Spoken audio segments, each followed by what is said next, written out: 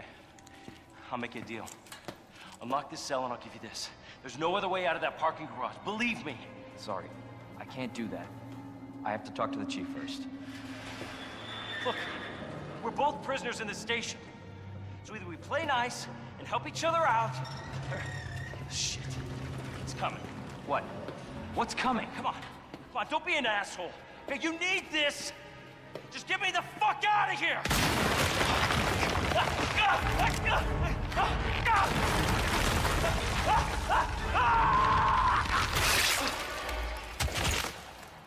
Oh my god. This is one of the best remakes ever made, seriously. It's been 20 years since the original Resident Evil 2 got out to the public, and a lot has changed in this time. Resident Evil 2 Remake is now better in every single aspect. The remake has been made from scratch using the RE engine, which was used to power Resident Evil 7. This time, Capcom has really nailed it. Resident Evil 2 now features breathtaking graphics, modern controls, new enemies, and an environment that can get really creepy at times. This game shouldn't be said as a remaster of the original, as it is built from ground up.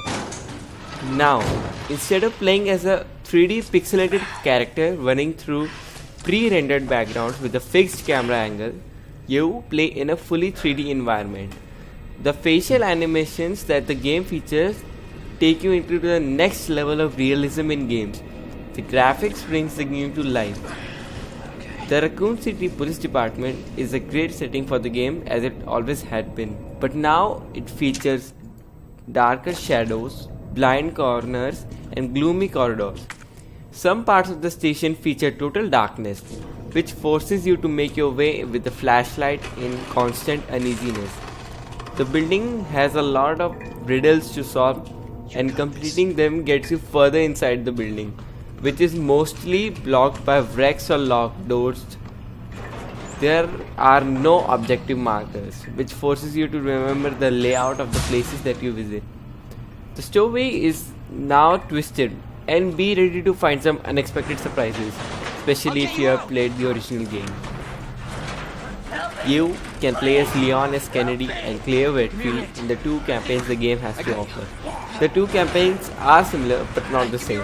In both the campaigns, the player would go through mostly the same locations, complete the same objectives, meet the same people, etc., etc., with just some minor differences like mixed up paths, locations, puzzles, and different end bosses.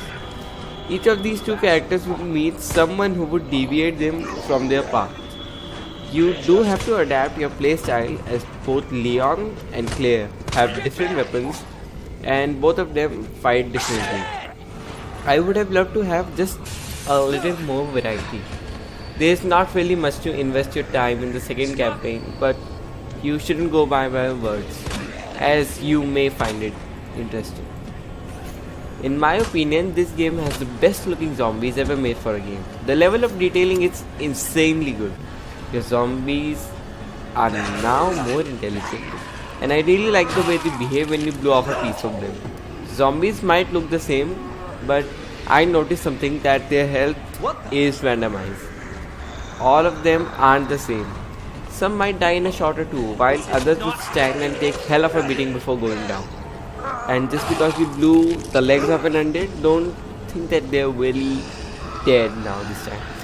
These things will still come at you, dragging themselves along the floor. So do make sure that the thing isn't moving before you assume that it is dead. These things won't run at you or sprout parasites or even explode like the new RE games. These are the classic zombie types with outstretched arms, a bloody appearance, and bright white eyes.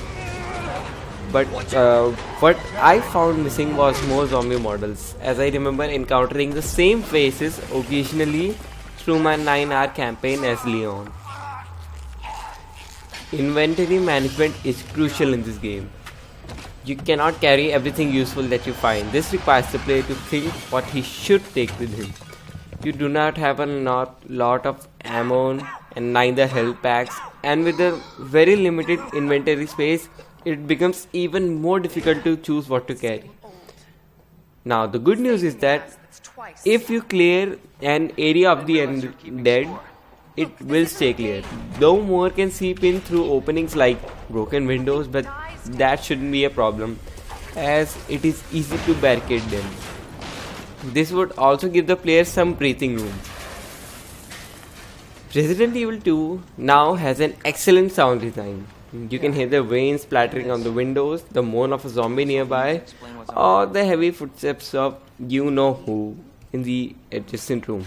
The amount of music that accompanies the gameplay is not much.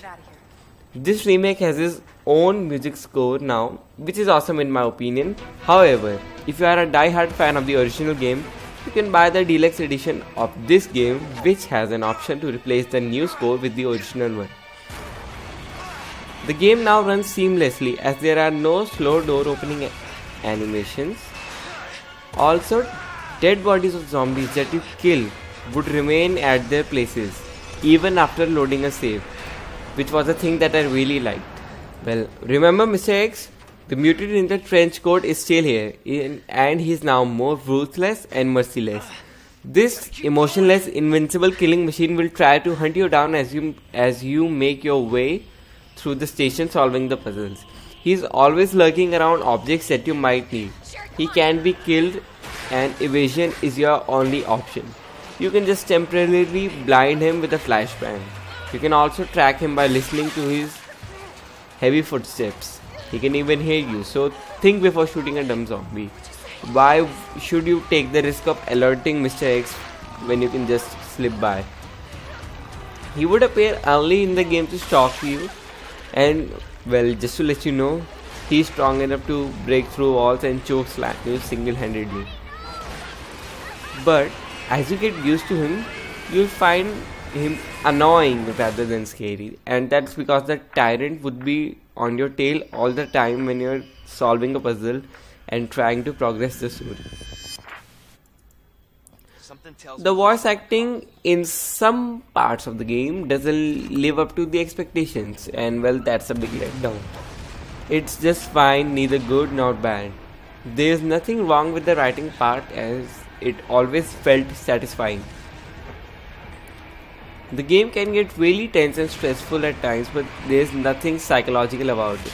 This survival horror can fill you with dread and make you sweat real bad, but it doesn't really scare you, unlike games like Outlast which fall in this category. I just said it really doesn't scare you, but don't think of it as an easy sail. The game builds tension right from the start and keeps it that way until the very end. The difficulty of the game adapts as you play, similar to Resident Evil 4, and it masterfully makes sure that you just save yourself by a small margin, thus elevating the tension even more. Who is that? This RE2 remake has showed how a remake should be made.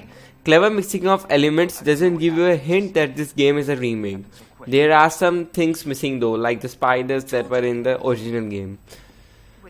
Capcom this time has really set a standard for making remakes, and well, now it has left people waiting for Rockstar to announce a remake of San Andreas. So, in the end, Resident Evil 2 gets 9 out of 10. It loses 0.25 marks for repetitive zombie models, 0.25 for crappy voice acting in some parts, and 0.5 marks for not having as much variety as it could have had in the two campaigns. Damn it. So well, that's about it. Now be sure to check the card that just appeared on the top right corner. It has a question that I want you people to answer. And just like and subscribe, share it with your friends. And well, this was the very first review on the channel. I'll be back with more. You're sure this Hope is the so. way? So well guys, wish to see you there.